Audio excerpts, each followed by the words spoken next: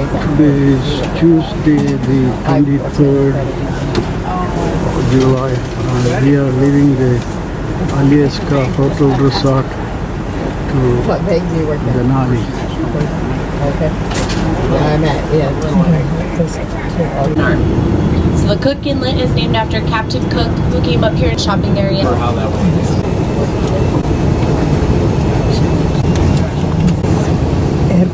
Lake.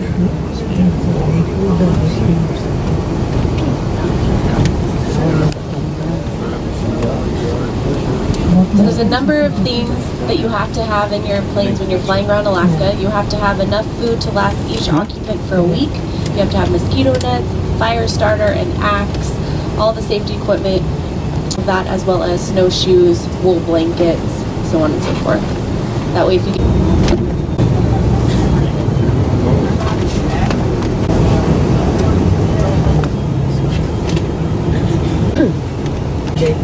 Oh, you did.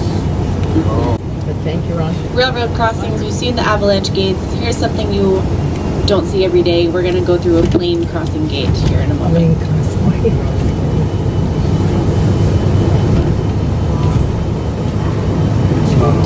Aircraft crossing.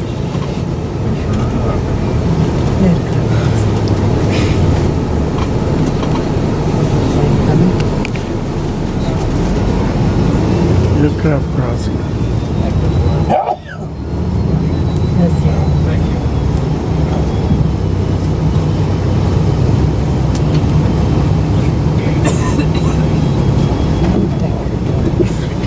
If you go there, you can see. The 1964 earthquake, magnitude 9.1. The earth sank. So you got all the plates underneath the earth. And so when they moved, at some point when they moved in that earthquake, there was like a void underground. So it caused everything to drop. The ground like a 1964 earthquake memorial.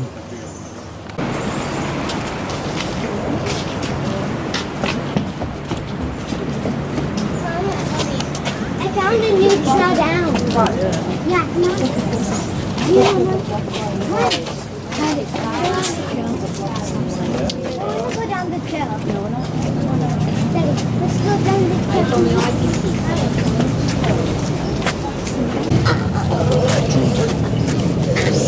Let's go back.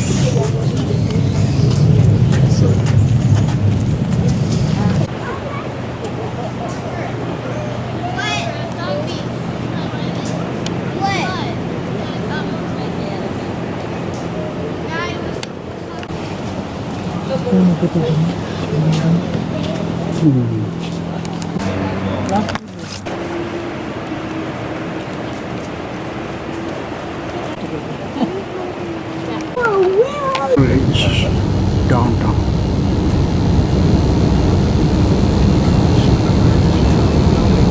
So we're going to be staying at the Hilton.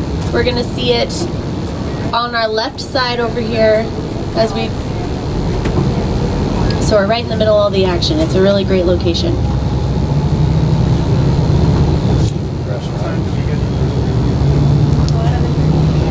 Now the Hilton's over there on 3rd. But you can see straight ahead. There's a little. So the hurricane just went right through the middle of 6th Ave here. All of this was completely destroyed. So everything we're seeing has all been rebuilt since then.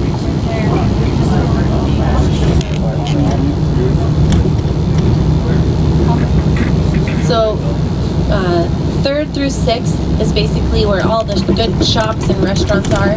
When we come back through, I'll make recommendations for you of where to eat and things. Right. An entire section devoted to the native cultures we have up here.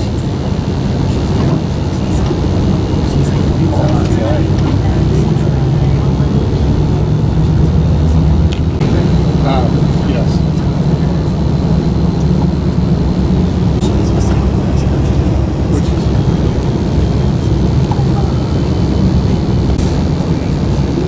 You can see a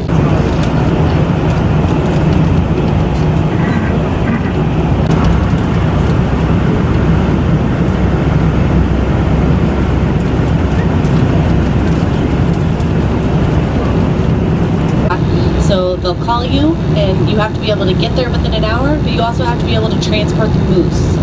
So if you can't, it's quite delicious. So that being said, this is a very moosey area, if you will.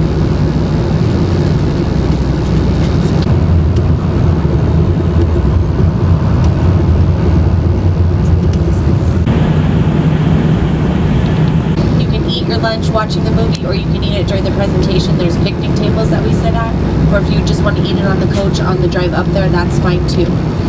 So tomorrow your park tours are going to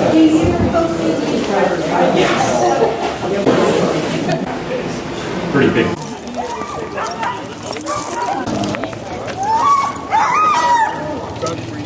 Sled dogs, they run 1,049 miles in less than 10 days in the race that starts in March, first Sunday.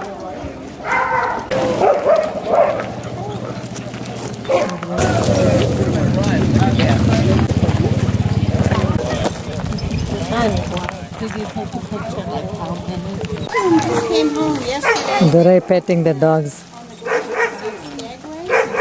Because people fly in helicopters to a big dog camp and they do dog rides. Okay? And they're usually All right. there all summer. But with the heat, He really likes this down here. So, but sometimes we are running through conditions where this isn't going to be enough to keep the dogs warm. So we do have a lot of gear that we put on the dogs to just protect them a little bit more, to keep them a little bit warmer. So I'll show you some of that stuff. So first here is basically just the base layer. Kind of there's a lot of snow. This is just going to protect them a little bit more.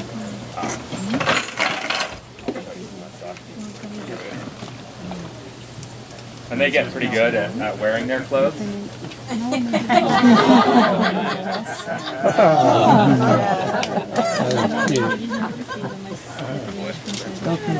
There's a couple different styles of harnesses that we use, but we like these the most. They're very lightweight, they're padded, comfortable for the dogs to wear. And when we are racing, they wear these for the entire race, so it's really important that they are comfortable. And that base layer, the t-shirt's going to give them a little bit more padding as well. These little loops are what we attach to. We call these tug loops. If we're trying to get the most power from our dog teams, we're going to hook up to this loop in the back. If maybe we're running down a mountainside or we're out on the ice somewhere and it's kind of we have a less powerful dog team, I might hook up to this loop instead. But generally speaking, we're going to be attaching to this loop because we want to go, we want to have a lot of power, we want to go fast. There's a lot of booties, and this is how we protect the dog's feet. Those dogs of old, they didn't wear booties when they were doing those longer runs, and for them back in the old days, a long run would be maybe 40 miles, 35, 40 miles. That'd be really long. We're typically going somewhere between 100 and 150 miles per day. So of course we need to protect the dog's feet when we're going that far, and also the conditions. Sometimes when it is really cold. The snow can be pretty abrasive, almost like sand, and it can wear down on the dog's pads. Sometimes we're in snow that's kind of stickier, and it'll stick to the hair in between the dog's toes. So this is just going to protect their feet, and it's a really important piece of gear that we use. And there's a couple conditions where we might not wear booties. If we're out on the ice, I'd probably take the booties off just so the dogs can get traction. But they're so thin that the dogs usually, if we're on snow, they can get traction right through the booties. But they do wear out, so. Yeah. One way we can just ensure the kind of the most protection for the dog's feet, and those used her hair on the back of their hair, and as they straighten their leg, it can actually pull the hair out. So to prevent that from happening, we have dog leggings.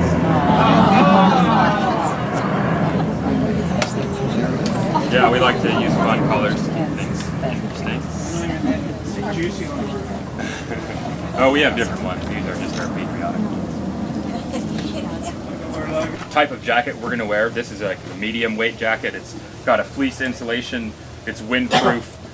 We have some that are just wind jackets, and we have some for really, really extreme conditions where it's maybe 50 or or maybe 40 or 50 below zero. Last winter I raced in the Yukon Quest, and the first 4 days of that race it was like minus 45, and then it dropped all the way down to minus 60 for 2 days. So I had these really thick jackets that I was using, and they even had that is a correct. I call it my resting routine. And yeah, this will happen at the checkpoints, or again if we're camping out somewhere in between. But yeah, I'll stop my sled. And as far as the sled goes, as far as controlling them to the other, basically like the edge of a ski, kind of how they steer. There is as far as controlling speed, there's a drag mat here. This is basically what I'm going to use to just slow my team down a little bit. We're going to try to average somewhere right around 9 miles per hour. If we're going 11 or 12 or 13 miles per hour, I'm going to be standing on this drag mat trying to slow my team down a little bit. I'd rather have them just kind of slow down and maybe add some resistance to the sled rather than risk them maybe pulling a muscle by going too fast. And also by going fast, they're just using up a lot of extra energy.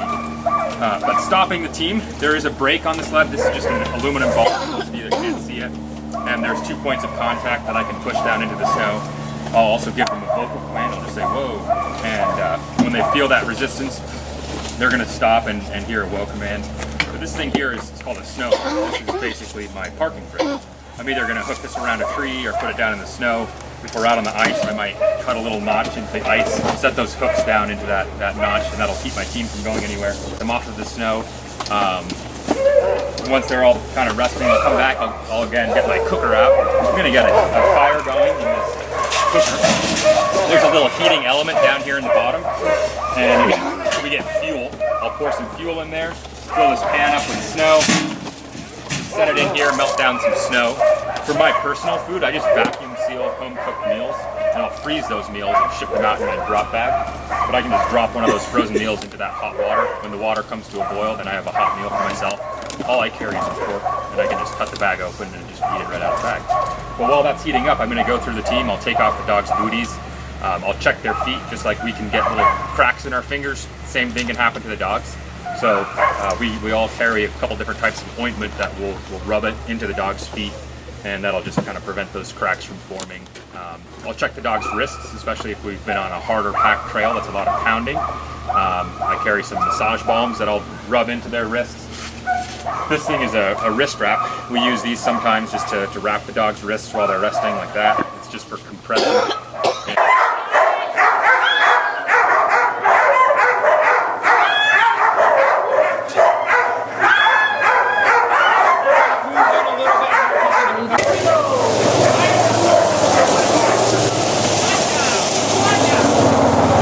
Try to stay in a little bit. They're bred to go, so this is just kind of what they want to do. We were talking a little bit about the lead dogs and how the dogs are kind of moving around earlier. And so some dogs are, well, not part of the team, those are of course our leaders. They're going to be our best listening, our most focused, usually very driven dogs. You can watch Mark now. He's going to be giving different commands to the dogs. He'll say Jeep to go to the right, and then honk to go to the left. Those lead dogs, they're the ones that are kind of responsible for that. So Dancer is up there in the front. You heard him, he just said Jeep. He's kind of pulling the team off to the right. Now he's probably going to ask him to come to the left here or something. But yeah, she'll kind of go and pull the team wherever he wants them to go. Behind the leader, we call those the swing dogs. Often they're dogs that we can rotate around with the leaders if we need to. You know, they know the commands. They're usually very focused dogs as well. And then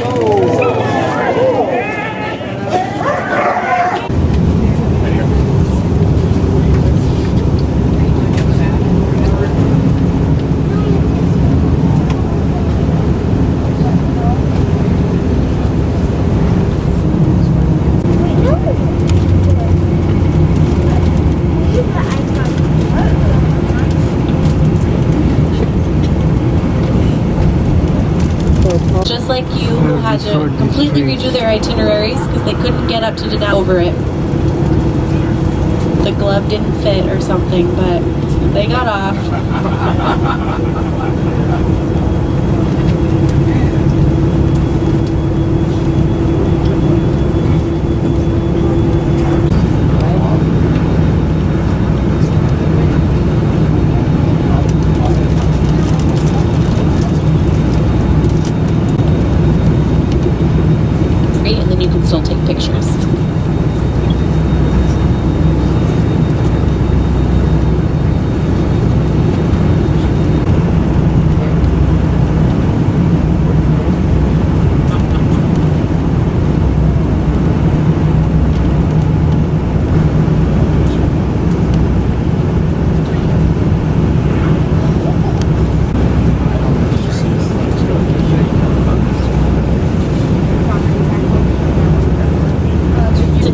to do is cut down the dead trees and take extra special care of the Some dead trees due to infection.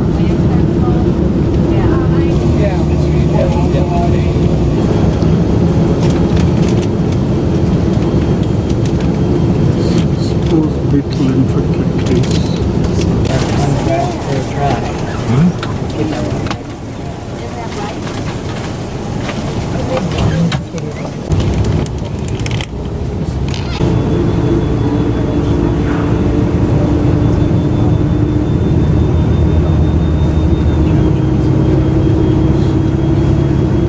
house, but we're seeing little snippets of it. Mount McKinley. Yeah, we'll just call it somewhere over there. I like that one. But the other one looks prettier.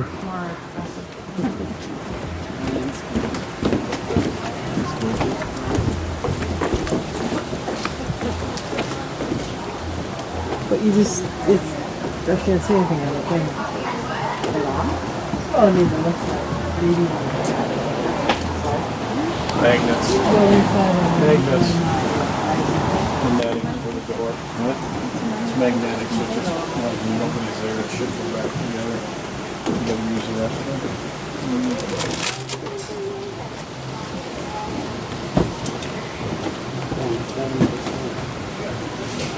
I didn't charge it.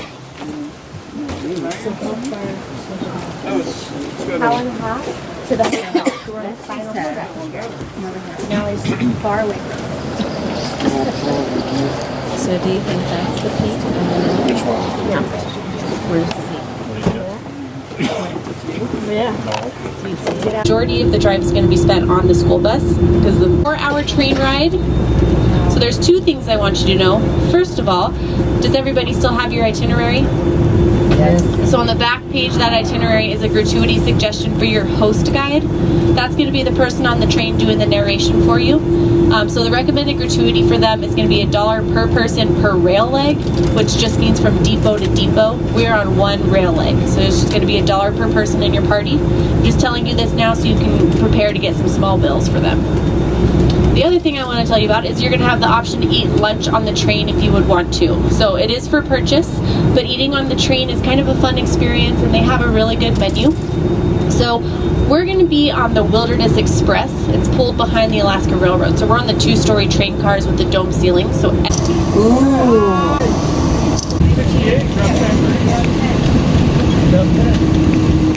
Oh, chili would be.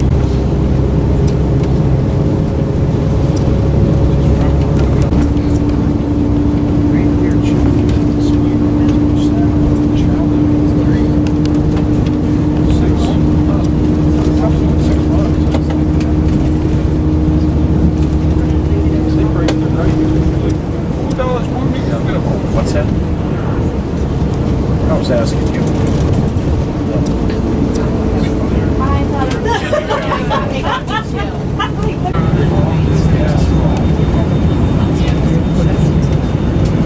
Oh, I suppose. Yeah, that's true.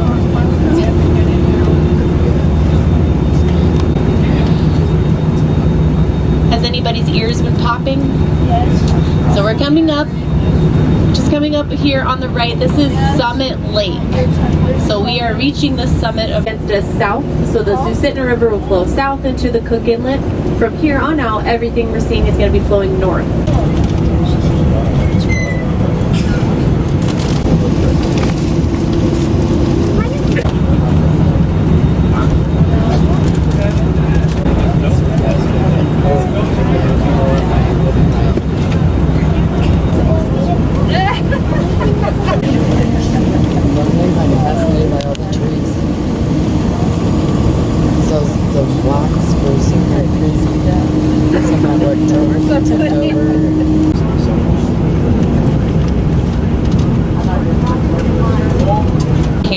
So you got to really plan ahead, especially for your winters here. But what a lot of people in this area, so on the channel, that channel, curtailed. So we're going to be in the national park here. All of your basic needs will be met, but when the park is open and when tourists are coming, a bar that serves food until I think it's like $10 to $12 in the hot bar. You just have to let them know tonight so they can get the supplies.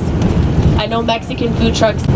There is a little area of the hotel that we stay at called Miners, and they also sell stuff to make s'mores. So there's also there at 8:45 to bring. You want to do it, you want to just takes you down around.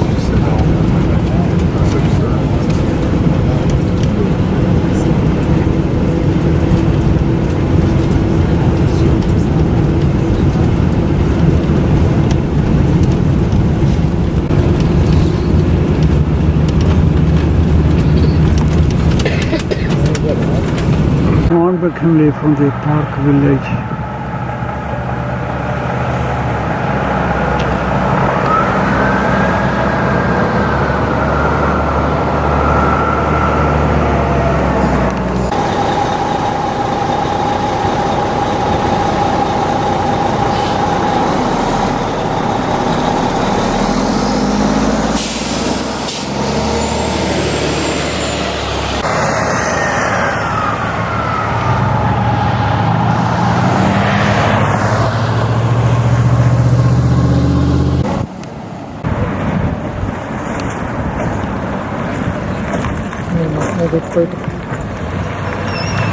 That's a little thunder. Thunder.